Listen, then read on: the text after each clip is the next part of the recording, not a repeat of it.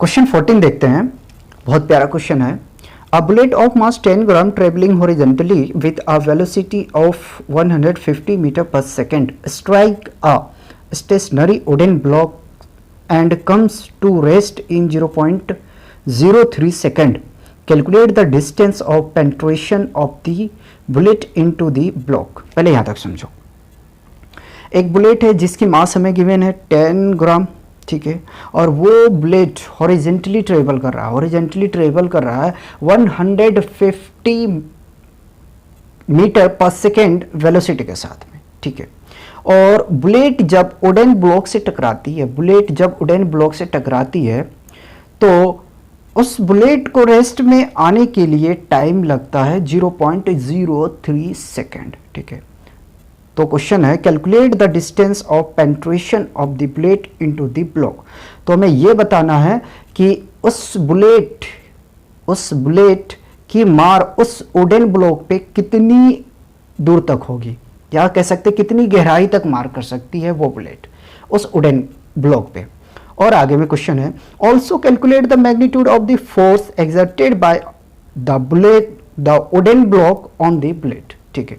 और हमें यह भी कैलकुलेट करके बताना है कि उस वुडन ब्लॉक कितनी फोर्स लगाएगा उस बुलेट के अपोजिट में, ठीक है। मान लो गोली इसमें टकराएगी तो ये भी तो कुछ फोर्स लगाएगा गोली को, ठीक है, बुलेट को, तो वो हमें फोर्स की मैग्नीट्यूड निकालनी है, ठीक। इतने इंफॉर्मेशन से कैलकुलेट करते हैं।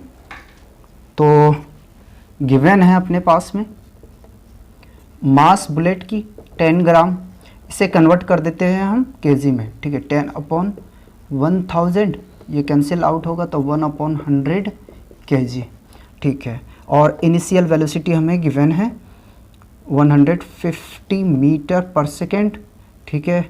और फाइनल वेलोसिटी 0 हो जाएगा, ठीक। टाइम गिवन है 0.03 सेकेंड। हमें कैलकुलेट करना है डिस्टेंस और फोर्स, ये नहीं पता। तो सबसे पहले एक्सेलरेशन निकालते हैं, ठीक है। तो एक्सेलरेशन के लिए क्या करोगे, एक्सेलरेशन इक्वल टू क्या होता है, final velocity minus initial velocity upon time. कहाँ से ये मैंने लिखा आया, तो v equal to u plus AT होता है ना। तो acceleration equal to final velocity 0 minus 150 divided by 0.03, ठीक है।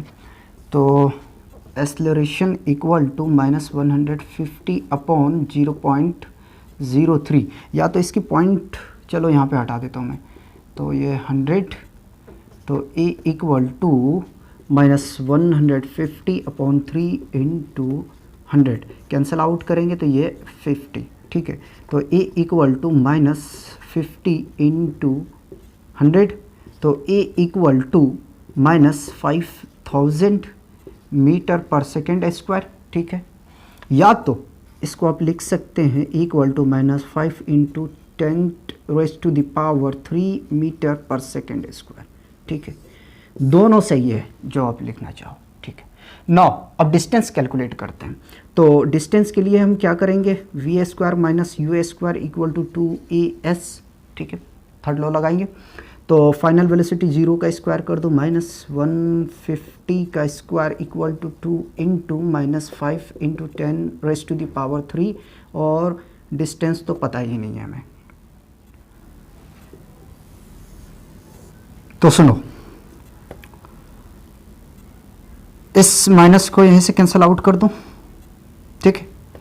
तो 10 into 10 raise to the power 3s equal to, मैं इसको लेफ्ट हैंड साइड पे लेके आ गया, इसको राइट पे शिफ्ट कर रहा हूँ, ठीक है। 150 को 2 टाइम्स लिख देता हूँ, ठीक है। तो s equal to 150 into 150 upon, इसे ओपन कर रहा हूँ, 10 इंटू 1000, ये 0 से ये 0 कैंसिल हो जाएगा, ये 0 से ये 0 कैंसिल आउट हो जाएगा। तो s equal to 15 into 15 divided by 100, multiply करेंगे तो 225 अपॉन 100, और डिवाइड करेंगे तो 2.25 मीटर। तो चलो यहाँ से हमें डिस्टेंस पता चल गया है ना।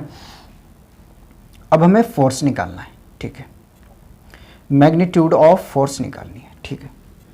तो फोर्स इक्वल टू हम जानते हैं कि मास इंटू एक्सेलरेशन होता है, ठीक है। मास अपने पास है 1/100, ठीक है, और एक्सेलरेशन हमने फाइंड आउट करके लाए -5 × 10⁻³ ठीक है।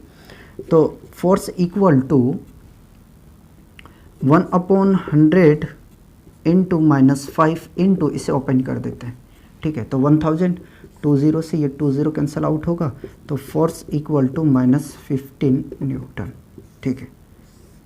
तो बुलेट के अपोजिट में जो फोर्स लगाएगा वुडन वो -50 न्यूटन, ठीक है। तो यही हमें फाइंड आउट करना था। ये हमारा हुआ magnitude of force, magnitude of force